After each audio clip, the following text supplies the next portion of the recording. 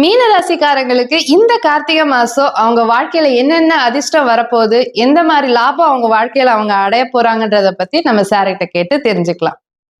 மீனராசிக்காரர்கள் இந்த காலகட்டத்தில் குலதெய்வ வழிபாட்டின் மூலயமாக உங்கள் ஆசைகளை நிறைவேற்றிக் கொள்ளக்கூடிய காலகட்டம். ஏன்னா இந்த காலகட்டம் நீங்க செய்யக்கூடிய அந்த குலதெய்வ பூஜை, ஒன்று குலதெய்வத்தை நீங்க நேரடியாக போய் பார்த்துட்டு வரலாம், இல்லை வீட்டில இருந்தே குலதெய்வத்தை பூஜை செய்வது மொழியாக இந்த காலத்தில் நீங்கள் அடைய வேண்டிய அந்த பாக்கியம் சொல்லக்கூடிய நான் அதை அடையணும் அதை அடையணும் அப்படின்னு மனசுக்குள்ள இந்த ஆசைகள் எல்லாமே நிறைவேறக்கூடிய ஒரு காலகட்டம்.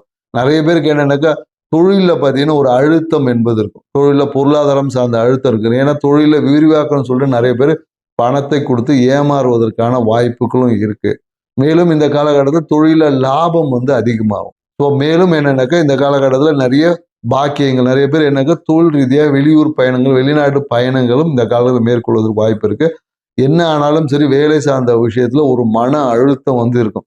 உங்களை சுத்தி மகிழ்ச்சியான நிகழ்வுகள் நடந்துகிட்டு இருக்கும். ஆனா நீங்க ஒரு மன அழுத்தத்துக்குள்ளதான் இந்த மாதத்தை நீங்க கடந்து போக வேண்டிய சூழலுக்கு. அதனால என்னன்னாக்கா மனசுல எதையும் வச்சுக்காம எல்லாத்தையும் கடவுள் மேல போட்டுட்டு நீங்க ஹாப்பியா இருக்க ட்ரை பண்ணுங்க.